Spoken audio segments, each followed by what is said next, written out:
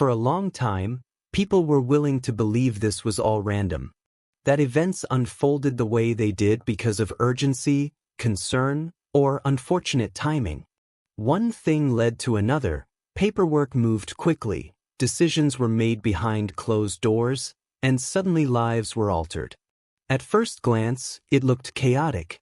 Tragic, maybe, but still chaotic. Then patterns started to emerge. Not dramatic ones at first. Small details. Offhand comments. Familiar names appearing in unexpected places. Statements that didn't quite line up with timelines. Connections that, on their own, could easily be brushed aside. Anyone can explain away one coincidence. Two coincidences still feel uncomfortable but manageable. But when the same names, organizations, and relationships keep resurfacing around the same individuals, the randomness begins to fade. That's where this story really begins, not with a single event, but with repetition. After the removals, people were desperate for information. They wanted to know where everyone had gone, how they were doing, whether they were safe, whether they were together. Into that vacuum stepped reassurance. Claims that everything was better now. That care was being provided. That professionals were involved. That this was all for the best. What stood out wasn't just what was said, but how quickly some people seemed to know details others didn't. Not generalities. Specifics. The kind of specifics that usually take time to confirm. Housing models. Program names. How care would look. Who could visit. Who couldn't. Even language that mirrored official systems, spoken casually, as if it were second nature. That familiarity raised questions. Some of those questions centered on proximity. Who had access to decision makers? Who had long-standing relationships with agencies meant to be neutral? Who understood the system well enough to predict outcomes almost immediately after actions were taken? That's when attention turned to family ties, not within the family affected, but outside of it. People started revisiting old clips, old conversations, older live streams that had once seemed harmless or irrelevant. In those recordings, references appeared again and again to professional experience with state systems, with adult services, with placement programs. Comments that once sounded like casual background suddenly felt more like context. One connection alone wouldn't mean much. Plenty of people have relatives who work in caregiving or social services. But what made this different was involvement. Advice offered in real time. Guidance on what language to use. Suggestions about what steps should be taken and how quickly. Not from a distance, but embedded in the unfolding situation. Then there were the organizations themselves. Certain names kept appearing. Programs described as safe, structured, compassionate. Places framed as solutions before anyone else even knew a problem existed. These weren't mentioned hypothetically. They were named confidently, as if already selected. As if the path had already been drawn. That raised another uncomfortable question. Were outcomes being discussed before processes were completed? Publicly, it was said no one knew where placements would be. That decisions were out of certain hands. That everything depended on assessments. And yet, privately, or semi-publicly, there was language suggesting otherwise. Language that implied expectation rather than uncertainty. As more time passed, additional figures entered the picture. Advocates. Volunteers. Supporters. People presenting themselves as helpers, intermediaries, protectors. Some had backgrounds that aligned closely with the same systems now involved. Others had personal relationships with those who had been pushing for intervention from the start. Again, none of this alone proves intent. But together, it forms a web that's difficult to ignore.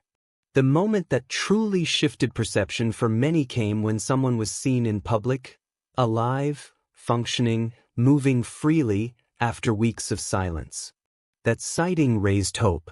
But it also raised more questions. Who was with them? Why that person? How did they know each other? And why did that individual, too, have ties to the same organization already mentioned repeatedly? When that connection was confirmed publicly, the reaction wasn't relief. It was confusion, then concern, because now the same organization had surfaced in multiple, independent ways, through family background, through public statements, through advocacy figures, and through direct involvement. That's no longer coincidence. That's convergence. What made this especially troubling was timing. These connections weren't discovered years later. They existed before, during, and immediately after the removals. That suggests foreknowledge, or at least preparedness. And preparedness, in situations involving vulnerable individuals, must be examined carefully. Another layer added complexity: power of attorney discussions. Legal authority conversations happening while people were still processing separation. Moves that typically come after long evaluations suddenly being floated early. That alone doesn't imply wrongdoing, but combined with professional familiarity and repeated organizational overlap, it does raise ethical questions. Who benefits from these arrangements? Who stands to gain control, authority, or influence? And who loses their voice in the process? It's important to say this clearly. Questioning systems is not attacking care. Questioning influence is not rejecting help. And asking how decisions were shaped is not the same as denying that support might be needed. The issue isn't whether care matters. It's whether consent, transparency, and independence were preserved. When systems that are supposed to be impartial become intertwined with personal relationships, trust erodes. Especially when those affected have limited ability to advocate for themselves. That's why this case resonates so strongly. Not because it's unique, but because it reflects a larger fear many people share, that decisions about vulnerable lives can be steered quietly, legally, and irreversibly while appearing benevolent on the surface.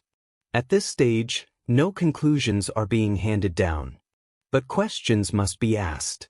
Patterns must be acknowledged. And the idea that all of this is random no longer holds up under scrutiny. This story isn't about one action. It's about alignment. About how many pieces fit too neatly together. About how quickly narratives were formed and defended. And about how often the same names appeared whenever clarity was requested. If this were coincidence, it would be unprecedented. And if it isn't, then accountability matters, not just for this case, but for every situation where power, care, and vulnerability intersect. This is only the beginning of untangling those connections. There's much more to examine, and every detail matters. What do you think? Coincidence or something more? Share your thoughts in the comments. As people began to look more closely, the story stopped feeling like a single chain of events and started to feel like a framework that had already been assembled.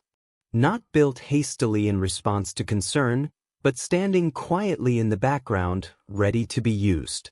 That realization didn't come from one revelation. It came from accumulation. What unsettled many was how quickly certainty replaced uncertainty. Normally, when authorities step in, there is confusion.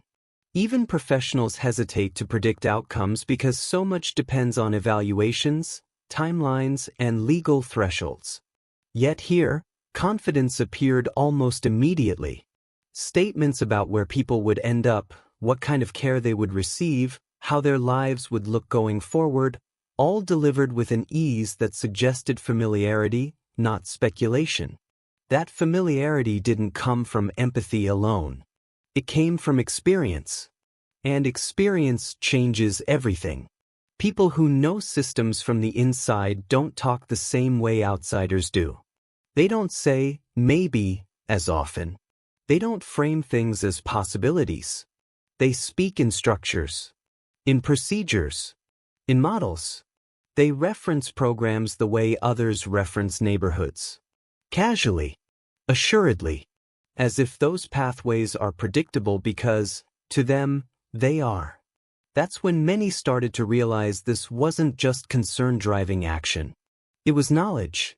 Knowledge of how to trigger responses. Knowledge of what language would escalate urgency. Knowledge of who to contact and when. That knowledge, in the wrong hands, or even in well-meaning hands, can shift outcomes long before formal decisions are made. Another layer that raised alarm was how quickly narratives were shaped for the public. Almost instantly, messaging shifted from "something has happened" to "this is for the best." Reassurance was offered before transparency. Comfort before clarity. The tone wasn't cautious, it was conclusive. And when people asked questions, they weren't met with uncertainty. They were met with dismissal. "You don't need to worry. They're better off now. You don't understand how bad it was." Those statements shut down inquiry rather than invite it. And they carry weight when delivered by people who appear confident, connected, and informed. But confidence doesn't equal correctness. What troubled observers even more was the emotional disconnect. There was little acknowledgement of trauma caused by sudden separation. No pause to recognize the shock of losing familiar environments. Instead, there was an almost clinical framing, reduction of human lives into logistical improvements. Better housing, better supervision, better structure. All potentially true. But improvement doesn't erase harm, and structure doesn't replace consent. Consent became a central concern. When individuals lack the capacity to fully understand or contest decisions, the responsibility of those around them increases exponentially. That responsibility includes restraint. It includes slowing down. It includes safeguarding not just physical well-being, but emotional continuity. Yet here, speed was prioritized. Why the rush? That question lingered heavily. Especially when people noticed that the same advocates pushing hardest for intervention were also positioning themselves for ongoing involvement afterward. Support blended into authority. Assistance blurred into control. And concern began to look a lot like management. Management of people. Management of narratives. Management of outcomes. This is where the ethical line becomes thin. Because systems designed to protect can also disempower when guided by personal agendas, even subtle ones. And when those agendas align across multiple individuals with shared connections, the system doesn't need to be corrupted, it just needs to be nudged. Another red flag emerged in how dissent was treated. Anyone questioning the process was framed as opposing care itself. As if asking for transparency meant wanting harm. This false binary, either you support intervention or you don't care, shut down meaningful discussion. But accountability doesn't oppose care. It strengthens it. And yet, accountability was the one thing consistently missing. Requests for documentation were ignored. Clarification was brushed aside. Contradictions went unaddressed. Instead, focus shifted to discrediting critics rather than answering them. That tactic is familiar in many cases where systems feel threatened by scrutiny. The more questions surfaced, the tighter the circle seemed to become. People within that circle defended one another instinctively. They repeated the same phrases, echoed the same justifications, used similar language even when speaking independently. That uniformity wasn't organic, it was learned. And learned behavior implies teaching. Somewhere along the way, a shared understanding formed about what story should be told and how it should be told. Once that happens, truth becomes secondary to consistency. That's dangerous. Especially when the people affected by those stories cannot correct the record themselves. One of the most unsettling realizations was how easily roles shifted. A helper became a spokesperson. A supporter became an advocate. An advocate became a decision-maker in all but name. And each transition happened without formal oversight. That's how power moves quietly. Not with declarations. But with proximity. With access. with familiarity. And once power settles, it's rarely questioned by those who hold it. The public, meanwhile, was encouraged to move on, to accept that the story had ended, that everything was resolved. But resolution without explanation is not resolution, it's erasure. People sensed that. They felt it in the unanswered questions, in the timelines that didn't add up, in the sudden disappearance of voices that once filled the porch. Absence speaks, and silence, when forced, speaks even louder. What makes this case resonate isn't outrage, it's unease. The kind that settles in slowly when intuition recognizes patterns logic hasn't yet fully mapped. At this stage, no one is asking for certainty. They're asking for honesty. Honesty about influence. Honesty about relationships. Honesty about how decisions were shaped. Because if these connections are harmless, transparency would only strengthen trust. And if they're not, silence only deepens suspicion. This isn't about vilifying individuals. It's about examining systems and the people who navigate them fluently. When fluency exists, so does responsibility. And responsibility demands scrutiny. There are still many layers left to unpack. More timelines to align. More statements to compare. More relationships to examine.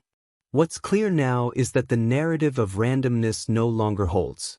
Too many threads converge. Too many outcomes align too neatly. Too many questions remain unanswered. And until those questions are addressed openly, this story isn't finished. It's just paused. What patterns are you seeing that others might be missing? Share your thoughts in the comments. As time passed, the focus shifted from what happened to how it happened. Not the official explanations, but the mechanics beneath them. The small decisions that, when stacked together, created an outcome that felt inevitable rather than evaluated. One of the most striking elements was how language was used. Certain phrases appeared repeatedly, almost rehearsed. Words like safe, structured, appropriate, and necessary became shields, used not to explain, but to end discussion. Once those words were spoken, conversation stopped. Questions were reframed as hostility. Curiosity was treated as ignorance. That pattern matters, because language shapes power. When someone controls the vocabulary, they often control the outcome. If the only acceptable response is agreement, then dissent becomes invisible. And invisibility is one of the most effective tools in any system that doesn't want to be challenged. Another detail that troubled observers was how quickly familiarity replaced formality. Boundaries that normally exist between professionals and private individuals seemed unusually porous. First names were used where titles usually stand. Personal reassurances replaced official documentation. Private messages carried more weight than public records. That kind of closeness can feel comforting on the surface. It creates a sense of care, of personal investment. But it also dissolves safeguards. When relationships become personal, accountability often becomes optional. And accountability is exactly what protects vulnerable people. There was also a noticeable shift in how authority was perceived. Decisions weren't framed as coming from institutions, but from people. They decided. She said. He confirmed. Authority became personalized, which made it harder to question without appearing to attack someone's character. That's another subtle tactic.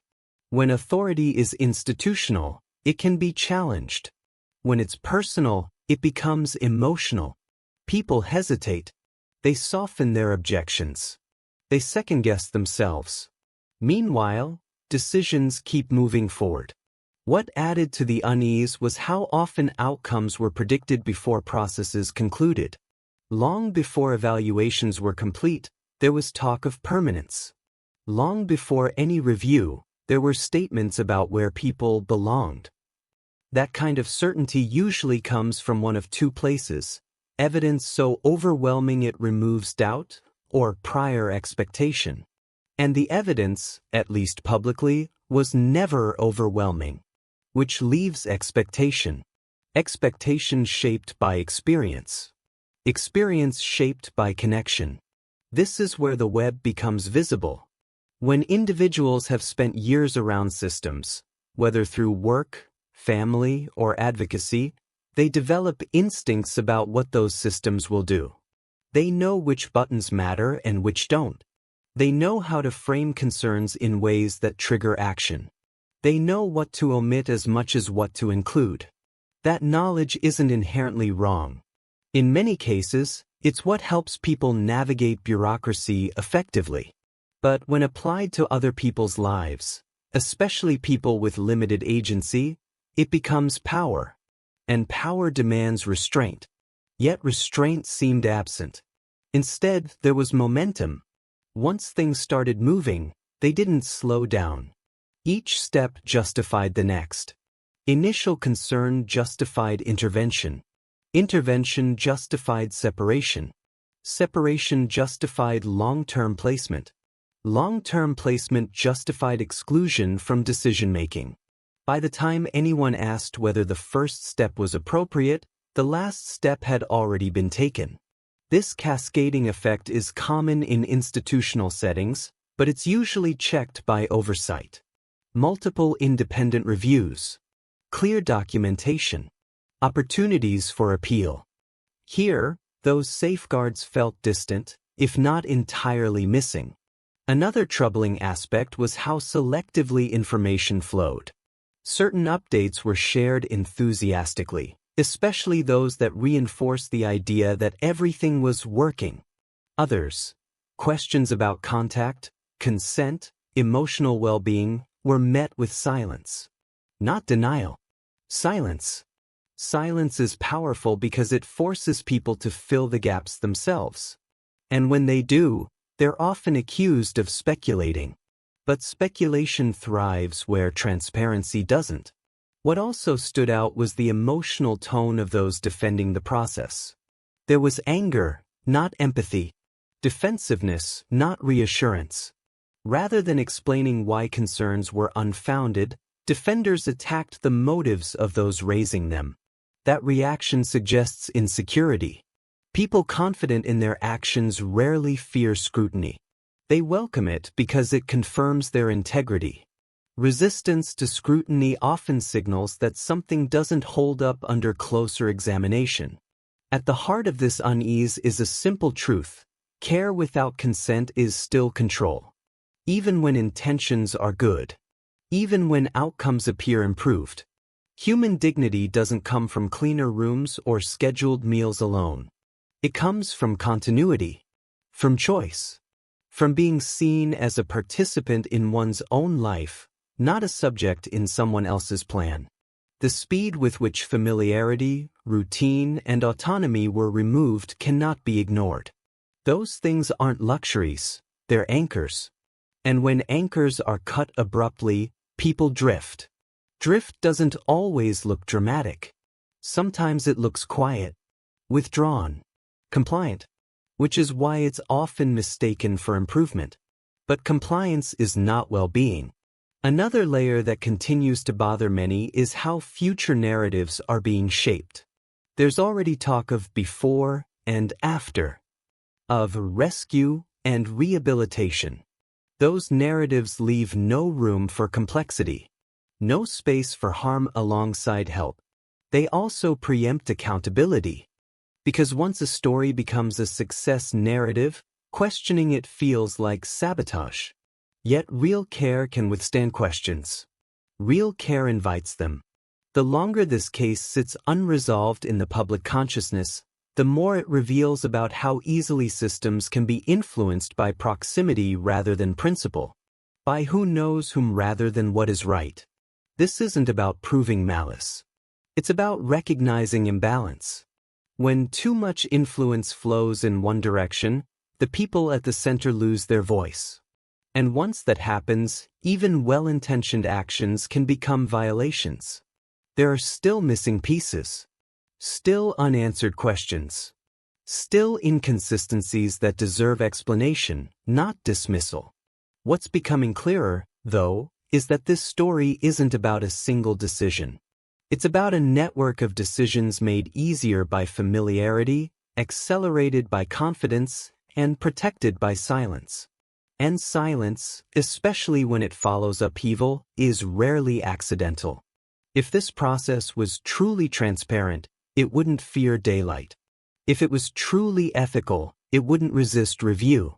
Until those conditions are met, the discomfort will remain, and so will the questions. What stands out most to you as this story continues to unfold? Share your thoughts below. As the weeks stretched on, something else became increasingly difficult to ignore: how normal the situation was being made to feel. Not resolved, normalized.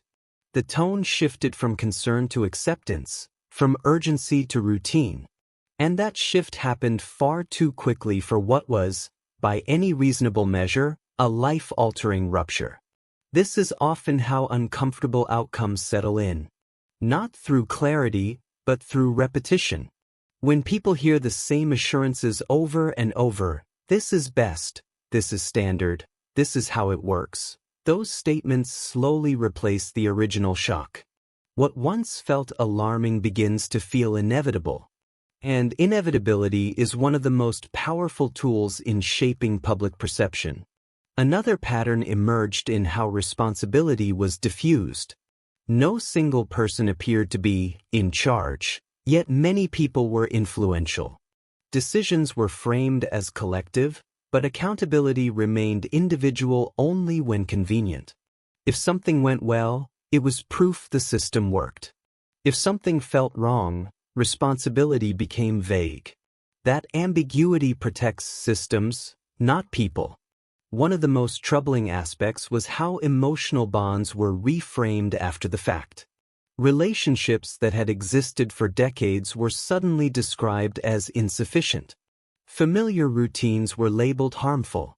Long-standing connections were treated as obstacles to progress rather than sources of stability. That kind of reframing is dangerous because it erases history. History matters. It provides context. It shows patterns of care that don't always fit institutional checklists but still sustain people emotionally.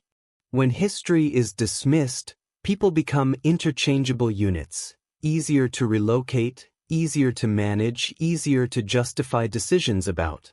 And justification seemed constant. Every concern was met with an explanation. Every explanation pointed forward, never backward. There was little reflection on whether alternatives had been fully explored. Less discussion about whether incremental support could have preserved continuity. Almost no acknowledgement of the emotional cost of sudden separation. Loss was treated as collateral. But for those living inside it, loss isn't theoretical. It's daily. It's waking up in unfamiliar spaces. It's missing voices that once anchored routine. It's the quiet confusion that comes when your world changes without your understanding or consent. That confusion doesn't always show itself loudly. Sometimes it looks like compliance. Sometimes like withdrawal. Sometimes like silence. And silence, again, becomes misread as adjustment. Another issue that keeps resurfacing is how selectively expertise was invoked. Certain voices were elevated as experienced or qualified, while others, especially those closest to the people affected, were dismissed as emotional, biased, or incapable of understanding what was best. Expertise matters, but it is not infallible, especially when it's insulated from lived experience. Those closest to a person often understand nuances no assessment can capture. They notice subtle changes in mood, comfort, and distress. They recognize behaviors not as symptoms, but as communication. When those voices are excluded, the picture becomes incomplete, no matter how professional it looks on paper. What's particularly unsettling is how resistance to this exclusion was framed. Instead of being treated as advocacy, it was cast as obstruction. as if caring too much was itself suspicious. That inversion says a lot. Care should never disqualify someone from being heard. There was also a noticeable imbalance in whose discomfort mattered. Institutional discomfort, risk, liability, uncertainty, was treated as urgent. Personal discomfort, fear, loss, confusion, was treated as unfortunate but acceptable. That hierarchy reveals priorities. Safety is important, but safety stripped of humanity becomes control. Structure without compassion becomes confinement. Protection without participation becomes dominance. Another thread running through all of this is how future outcomes are being used to justify present harm. The promise of stability later is offered as compensation for disruption now. Once they settle, once routines form, once everyone adjusts. But adjustment doesn't erase trauma. It just teaches people to live with it. And trauma doesn't always look like pain. Sometimes it looks like numbness. Sometimes like dependence. Sometimes like learned helplessness. Which raises an uncomfortable question. Are outcomes being measured by well-being or by manageability? Those are not the same thing. A person can be easier to manage and still be suffering. They can follow schedules, comply with instructions, and meet institutional metrics while feeling profoundly disconnected from themselves and their history. That kind of suffering rarely appears in reports. It also doesn't trend online, which makes it easier to ignore. What complicates this further is the public narrative being built alongside the private reality. Stories of improvement are shared widely. Images of order and cleanliness are emphasized. Any mention of distress is minimized or framed as temporary. Narratives are powerful. Once they solidify, they resist contradiction. And anyone who challenges them risks being labeled negative, disruptive, or cruel, especially if the narrative has already been framed as benevolent. But benevolence doesn't exempt actions from scrutiny. The more this situation unfolds, the clearer it becomes that the issue isn't one decision, or even one system. It's the convergence of influence, confidence, and silence. A space where questioning feels unwelcome and outcomes feel predetermined. That space is where harm often hides, not because people intend it, but because they stop looking for it. True care requires humility, the willingness to ask, what if we're wrong? The courage to pause momentum, the openness to revise decisions in light of new understanding. So far, that humility feels absent. Instead, there's reassurance without reflection, progress without consent, closure without resolution. And until those gaps are addressed, the discomfort will persist, not because people want conflict, but because something essential remains unresolved. What part of this process feels most concerning to you as things continue? Share your thoughts below. By the time everything is framed as finished, it often becomes hardest to speak. Finality has a way of closing doors, not just physically, but socially. Once a situation is labeled resolved, questioning it can feel like reopening wounds others are eager to forget. Yet unresolved truths don't disappear just because a narrative moves on. They linger. What remains most unsettling isn't any single action or person, but how quickly complexity was flattened. Human lives were reduced to categories. Relationships were condensed into risk factors. History was summarized, edited, and then set aside. In its place came a cleaner story, one that fit neatly into systems designed for efficiency rather than understanding. Efficiency is not the same as care. Care is slow. It's inconvenient. It requires listening to people who don't speak in polished sentences and honoring bonds that don't make sense on paper. It asks difficult questions instead of offering fast answers. And most importantly, it centers the people affected, not the structures surrounding them. Somewhere along the way, that center shifted. Instead of asking, what preserves dignity?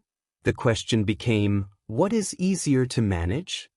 Instead of asking, what maintains continuity, the focus turned to, what reduces liability? Those are institutional questions, not human ones. And when human lives are shaped primarily by institutional logic, something essential is lost. That loss may not show immediately. It can take months, even years, to surface. It appears in subtle ways: withdrawal, confusion, dependence, quiet distress. It doesn't announce itself.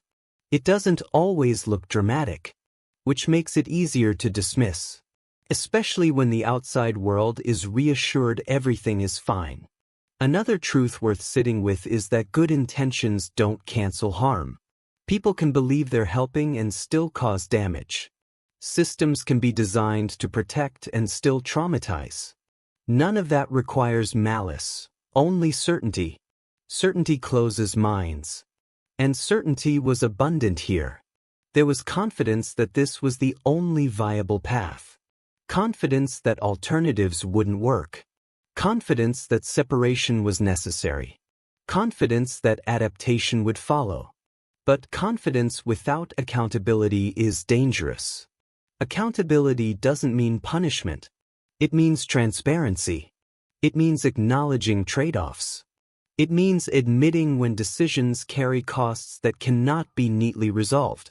It means recognizing that some losses are irreversible, no matter how stable things appear afterward. That recognition has been largely absent. Instead, there's been a push to move forward, to focus on appearances of improvement, to discourage looking back. But looking back isn't about blame, it's about learning.